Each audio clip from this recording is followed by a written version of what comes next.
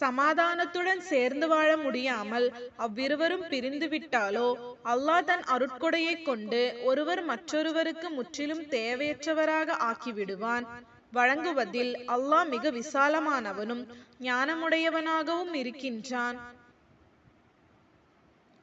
ஏனென்றால் வானங்களில் உள்ளவையும் பூமியில் உள்ளவையும் அல்லாஹுக்குரியனவே. நம்பிக்கையாளர்களே, உங்களுக்கு முன்னர் வேதம் கொடுக்கப்பட்டவர்களுக்கும் உங்களுக்கும் அல்லாஹ் ஒருவனுக்கே பயப்படுங்கள் என்றே நல்லுபதேசம் செய்திருக்கின்றோம். ஆகவே அவனுக்கு நீங்கள் மாறு செய்தால் அதனால் அவனுக்கொன்றும் நஷ்டமில்லை. நிச்சயமாக வானங்களில் உள்ளவையும் பூமியில் உள்ளவையும் அவனுக்குரியனவாகவே இருக்கின்றன. அல்லாஹ் தேவையற்றவனாகவும் அனைவராலும் புகழப்பட்டவனுமாக இருக்கின்றான்.